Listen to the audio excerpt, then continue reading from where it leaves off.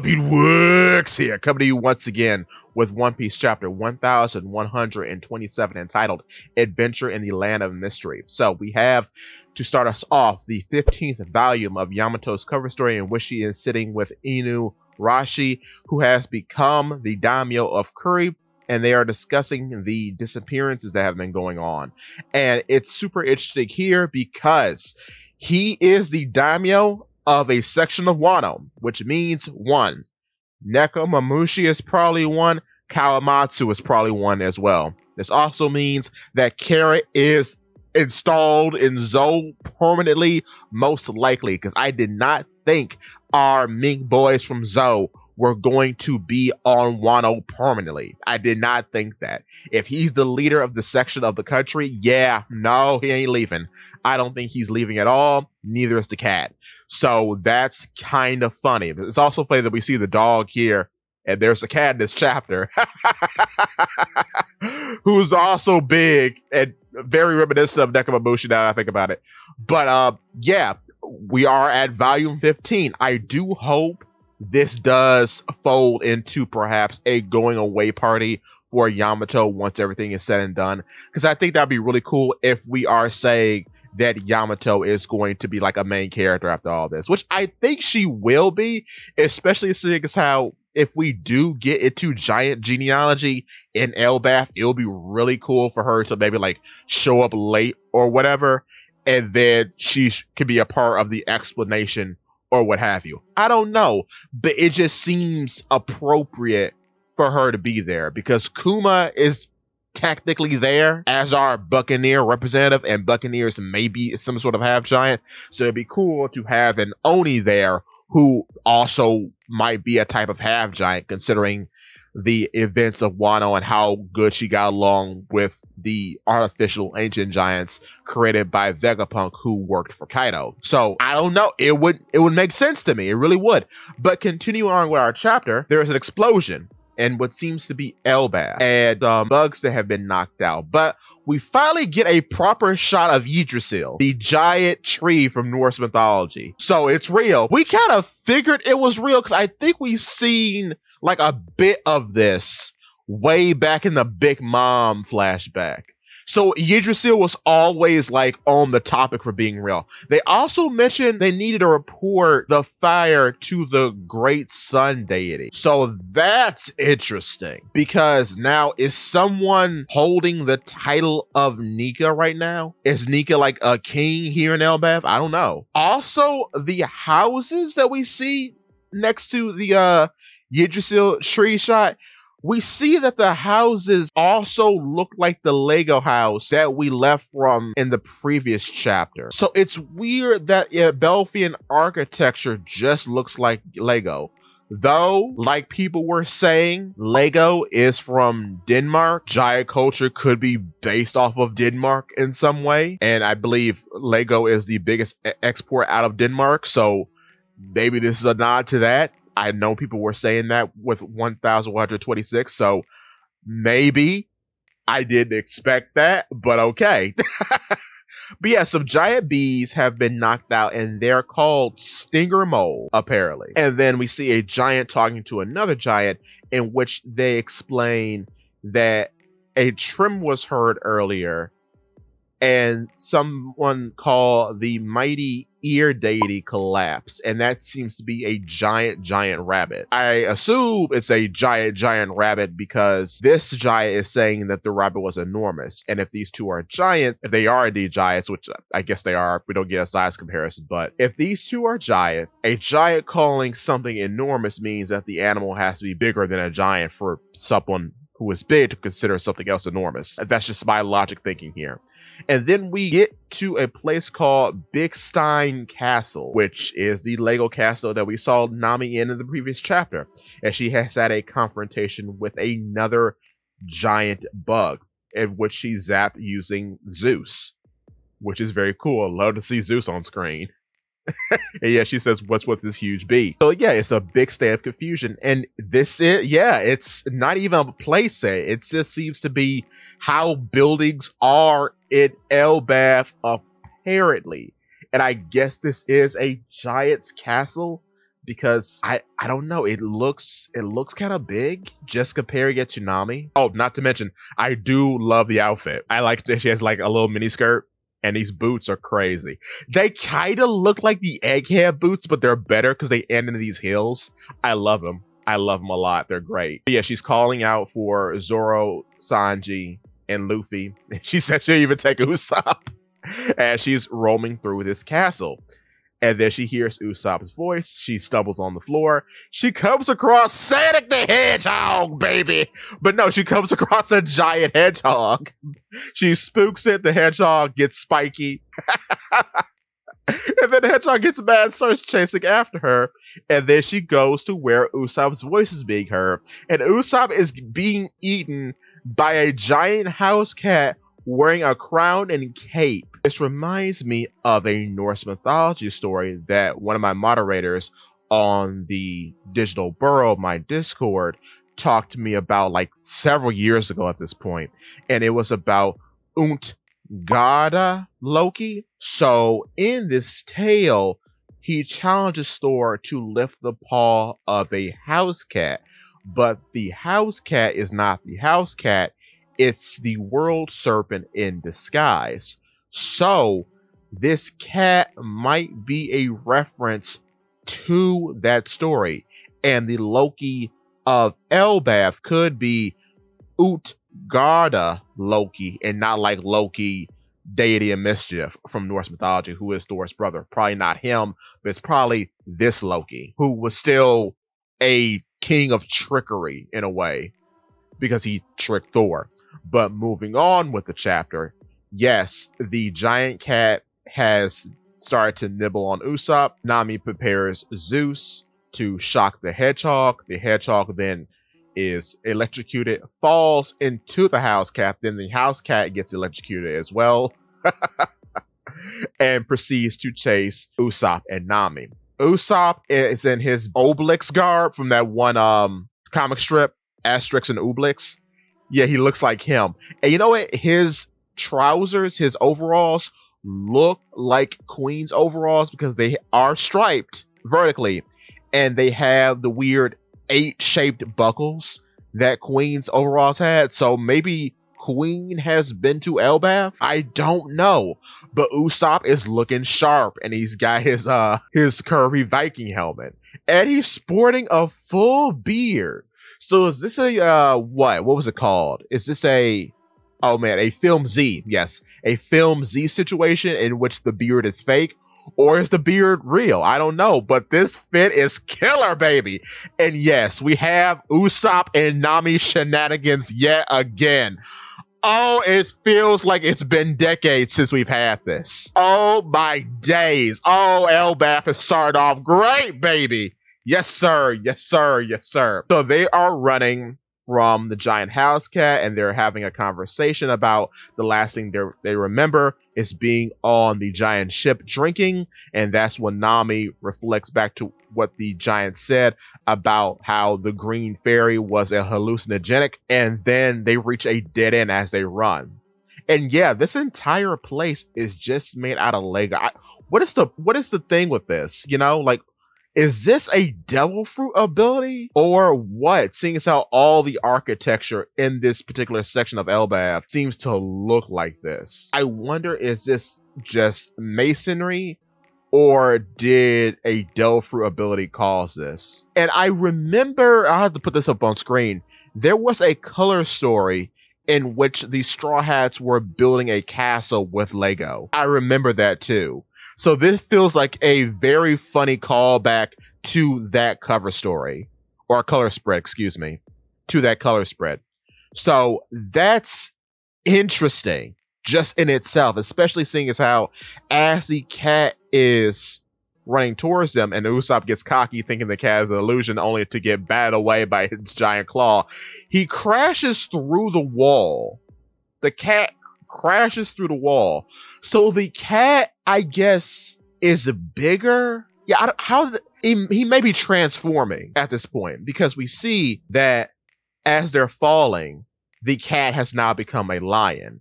So this could be the cat's hybrid state, which would be weird because it doesn't look that much different from the way he's looking here.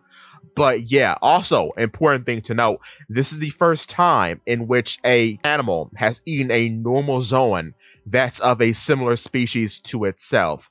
Usually what we get is like with say Stronger, for example, we have a horse who has eaten a mythical horse fruit because Stronger is the user of the horse fruit model Pegasus. But here with this cat, whom from what we see a little bit after this seems to be a zoan, he most likely has just eaten a normal lion fruit. Now, we're going to go back to KMDP again, who once again is a moderator on my Discord, The Digital Burrow, link in the description. But he was also talking to me about how the Emerald City that was mentioned way back in Jaya by Bellamy could be here. And the weird thing about that is, what if this lion is a reference to the Wizard of Oz? Because if I recall correctly, the lion at the end of the movie, once he got his courage, was wearing a crown. So yeah, I don't know. And he was wearing a cape. Yes, he was. He was wearing a crown and a cape. So this could be a reference to the lion, at least in the movie, the lion of the Wizard of Oz, the Cowardly Lion, because he's wearing a cape and crown, much like the lion here. And I guess this could play too into the whole bit of trying to be something you're not, or a false courage, as the Delver user in question is not actually a lion. He becomes a lion, but he's really a cat. So I don't know. That's something to think about moving forward. But yes, the cat transforms into a lion, so he might have the cat fruit model lion. And then the only other instances we have of a person or animal eating a fruit that's of a similar type to them is Luffy and Sengoku, who have eaten the human fruit models Daibutsu and Nika respectively, which is on brand because we mentioned the sun deity in this very chapter. So yeah, that's something to think about. And then too, it's very funny that the Sunny is missing, and we know the Sunny is a lion-themed ship, and they come across a lion. So I don't know. There's a lot of parallels, a lot of things to talk about with them coming across a house cat that can just turn into a lion. And yeah, we know it's a zoan because as they are confronted with said lion, I believe it's Nami who says it suddenly turned into a lion, we're doomed. That's of course when our trio of boys come in with Ifrit, Jumbe, Ipal. Ipal is French for shoulder, and it's called Ifrit, Jumbe, Ipal Strike. So that's cool. And then we got Luffy coming in with a Gear 4th Elephant Whip, which I think is new. I don't think we've ever seen the elephant variant of Whip. I think it's all been just elephant gun. So that's cool. I'm glad the Gear 4th, or rather Gear 3rd. Wait, no. Wait a minute. He says Gear 4th. He doesn't change shape. I wonder if that's a mistake. I just noticed that. Yeah, he says Gear 4th Gum Elephant Whip. So you know what? I remember there was fan art like some years ago of people saying that Gear 4th would get compartmentalized just like Gear 3rd and Gear 2nd were at the start of the time skip. Maybe this is the beginning of that, in which he can just make one section of his body Gear 4th. Wouldn't that be interesting? Yeah, because Luffy looks completely normal, unless that's a big typo. That could be a typo. But he says Gear 4th Elephant Whip. That's really weird. And just his leg changes. And it still has the bulbous round shape of a Gear 3rd attack, but he says Gear 4th. Hey, and then we have a attack from Zoro called 3-sword style Kala Sutra Great Dragon Twister. Is that a new upgrade of Great Dragon Twister, Kala Sutra? Because we see he's got black blades here, so yeah, I don't know. That could be, because I don't think we've seen a hockeyed variant of Dragon Twister. I cannot recall if we have or not. I'll have to look that up. But that's super cool. And the three of them defeat the lion. And you know what's cool about this? We get a team attack. How long has it been since we've seen a team attack? That's amazing. All Elbaf start off strong, baby. Oh, I love to see it. I love to see it, man. I love to see it. Yep. And the lion is defeated. And as soon as he's defeated, he trained his back into a house cat, much like ZOANs do. So I think that confirms that this lion or cat is a ZOAN. And we have, for the first time, a lion fruit in the series, which is a good point. And we have a cat eating a animal fruit that's a normal animal that just happens to be the same type of animal that it is. So that's cool. Can't wait to see if we get a name confirmation on the cat. Man. And yeah, they're just sitting atop the cat. Luffy wonders how the cat tastes. Oh no. Oh no. Oh no, bro. And then they mentioned that rabbit we grilled up earlier was sure tasty. So that was the ear deity. So they ate the ear deity. Oh boy. Is that going to be a big issue? Because to call a rabbit a deity must mean the rabbit's important. So I wonder if that's going to be like a international incident to eat something that's called a deity, if that's a thing. And we get another funny moment of Nami thinking Usopp has died, but he hasn't. But he says she'll pay for that human shield stunt she pulled earlier because she was using him to defend herself against the lion, which is great. I missed that. She says she yells, holds him up, and he yells back, "Hey, I'm not a shield." It is so heartwarming to see Nami and Usopp shenanigans again after I don't know how many years, bro. Oh my goodness. But yeah, the fits for our three boys here look amazing. Luffy's got his horn crown. He looks great. Zoro's got some goggles. He looks great. And then Sanji. Sanji's got this kind of knightly garb on. He looks great as well. All the Elbaf fits look immaculate. You know Oda was excited to draw this because everything looks great. And yeah, the Yggdrasil tree can be seen in the horizon. So this thing is massive. I can't wait to go up it. I bet you there's a whole village in that tree. And based on some theories I have made considering Ratatasker, I hope, oh boy, I hope I'm right. Especially seeing as how we have giant animals. I'm very excited to see what happens. And this is when Sanji mentions, if you're going after food, don't forget that bee battalion and their hive. It'd be a shame to waste them since they're so nutritious.